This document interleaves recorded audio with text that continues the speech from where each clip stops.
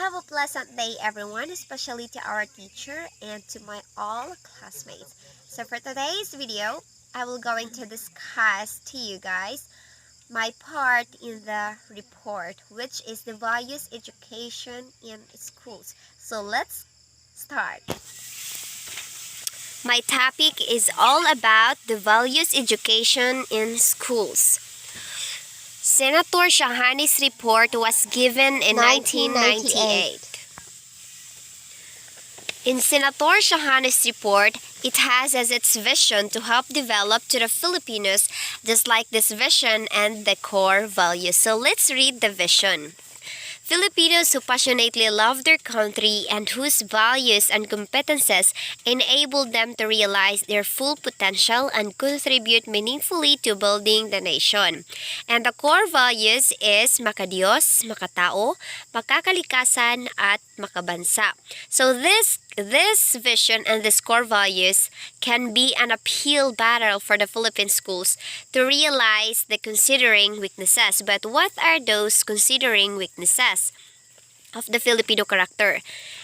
Those are extreme family-centeredness, extreme personalism, lack of discipline, passivity and lack of initiative, colonial mentality, kanya-kanya syndrome, talangka mentality, lack of self-analysis and self-reflection, and the last one is emphasis on forma rather than substance.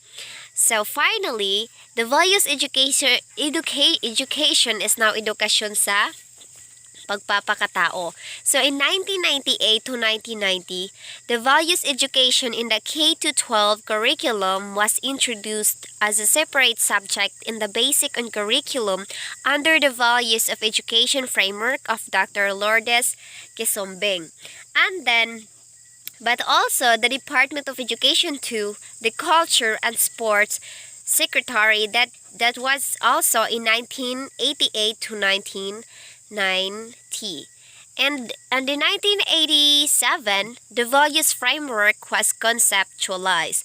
In 2002, the basic education curriculum integrated values in the major learning areas or subjects. But what are the education curriculum that are integrated values in the major learning areas or subjects? Those are the grade 1 to 6 and the first fourth year high school. And then in 2013, that was the beginning with the K-12 curriculum. But in the Shahani's report, in the senior high curriculum, there is no courses with title, but they have more courses such as Introduction to the Philosophy of the Human Person and the Personal Development. And the grade 1 to 6 is they have a subject. The values education, it's now edukasyon sa pagpapakatao. To help every Filipino child grow morally and ethically, he or she must be helped acquire the strengths of the Filipino character. At the same time, he or she must be made to realize that his or her strengths also become his or her source of weaknesses. Yes, we know that there is so much good in the Filipino, but so much needs to be changed too. So I can say today that many of our strengths as a people are also the sources of our weaknesses. So what I observed in Shahani's report is it is explaining all about the family orientation becomes in-group orientation that prevents us from reaching out beyond the family to the larger community and especially to the nation. And also, in our personalism, we are warm and caring, but this leads us to lack of objectivity. We are concerned with people we know, but unfair to people we don't know. But actually, in reality, we are a joyful people with a sense of humor. But we can't take these things with humor all the time for serious problems. Just like our faith in God is our source of strength, but this can make us dependent on forces outside us. Just like do nothing can make us submissive to God's will. That's why we as the Filipinos, we need to have this strength because this will lead our lives. So what are the strengths of the Filipino character? The Filipino. Number 1 is pakikipagkapwa-tao. family orientation, joy and humor, flexibility, adaptability and creativity, hard work and industry, faith and religiosity, and ability to survive. Other studies on Filipino moral character. There have been studies of the Filipino moral life, the more popular of which were those Father Jaime Bulatao, Father Leonardo Mercado, Father Francis Sandan, and also Father Vitaliano Gorospe. In Father Jaime Bulatao's research, he is identifying the word kami. It is about us, and in Tagalog or Filipino, it is kami. And he also said that I identify with my family and relatives. We are opposed to all who are not kami. So what does this mean? Are you agree with this? Because as what I understand is, just like the couples, families are also full of contradictions. Since they are made up of humans, there is always a mix of positive feelings, moral values, and negative passions and reactions. So however, since normally family relationships are stronger than relationships and contacts we develop with others, so most of the time we tend to identify ourselves, even sometimes others identify us with our family and relatives. Remember, during rebellious teenage years, we distance our thoughts and beliefs from our family and relatives to just only prove ourselves as being different and better.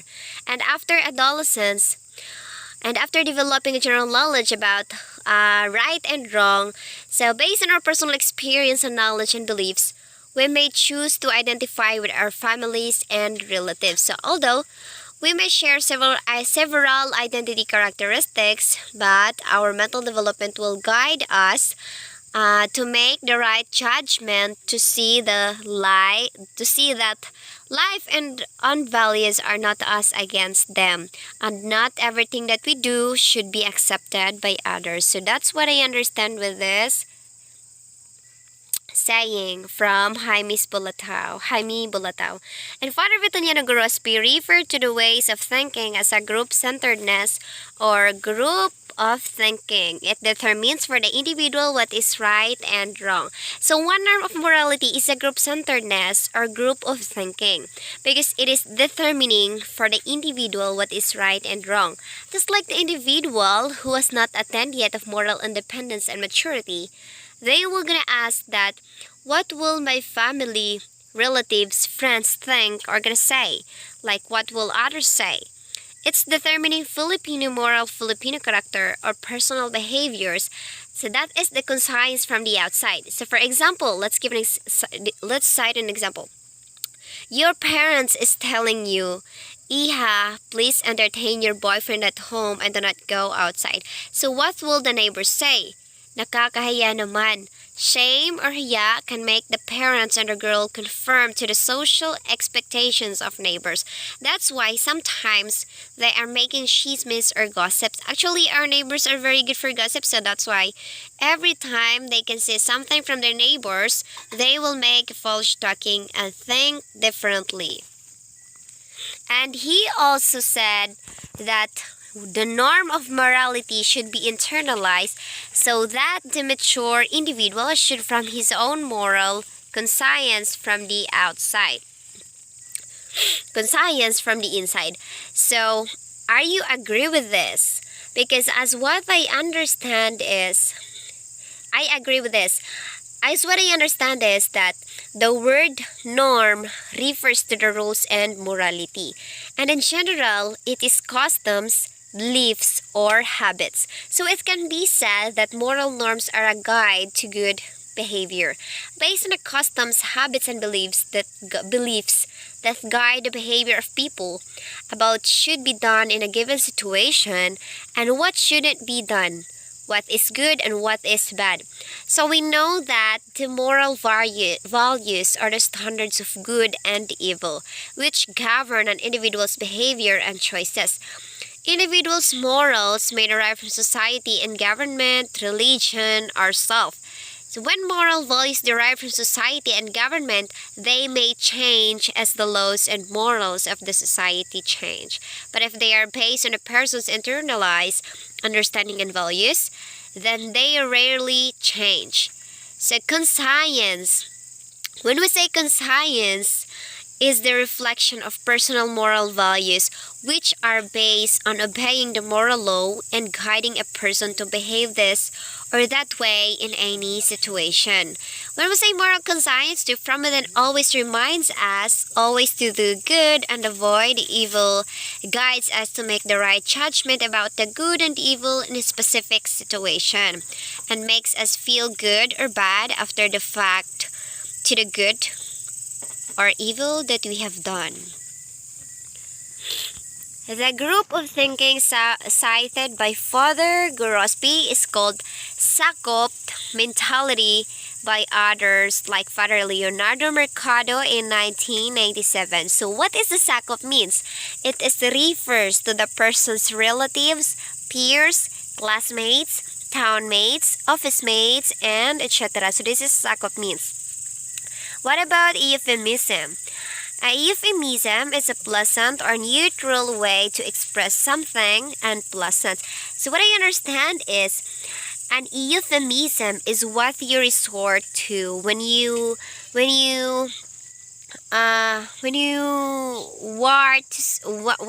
would say something and find it too blunt, too harsh, too direct, or too inappropriate. Just like, for example, instead of saying she is pregnant, one will say she is in a family way. And other examples are just like, I am going to powder my nose, but it is a euphemism for I am going to the bathroom. But that was only examples. All I can say is this is an inappropriate way. But Dr. Brenda B. Corpus in 1986 observed in her article that she published in the St. Louis University Research Journal. So this is her article. One can estimate the consequences of the Sakop mentality by imagining how it works in decision making. Since Sakop welfare is the ultimate value, then a lot of principles may be sacrificed for the sake of it. One can kill and hide the body of the crime by reason of being part of the Sakop. One can tell a lot of lies for the sake of the Sakop. One can pick some vegetables from his neighbor's backyard and is not bothered by a sense of guilt because one does not steal from a member of the Sakop. So the Sakop means determines for the individual what is right and wrong. So this is the Brenda's article. So let's proceed to on impact of culture on morality. So when we say impact of culture on morality, let's think about the Japanese shame culture, and we will contrast it to the Philippines guilt culture. Japanese shame culture. Guilt cultures emphasize punishment and forgiveness as ways of restoring the moral order. Shame cultures stress self-denial and humility as ways of restoring the social order. So when we talk about impact of culture and morality, let's think about the Japanese shame culture. So we know that people can feel good about doing something evil, and people can feel guilty about doing something good. Just like this word harakiri. So when we hear this word, we can think of harakiri. It means suicide by cutting one's own belly. Yes, it should be feeling uncomfortable and convict us to think about what is right and wrong, and why also it is not a good feeling, because guilt is something that brings down sooner or later. But I guess that will depend on what is in the person's heart and depend on the person in general. Like almost feels like the guilt that is so heavy wet, it feels like it will be the end of the world before it can do much to fix them. Like you're shy to confess that because you're ashamed of it. That's why people can really think that my life is gone and it's done. So why should I live anymore? I can take my life back again.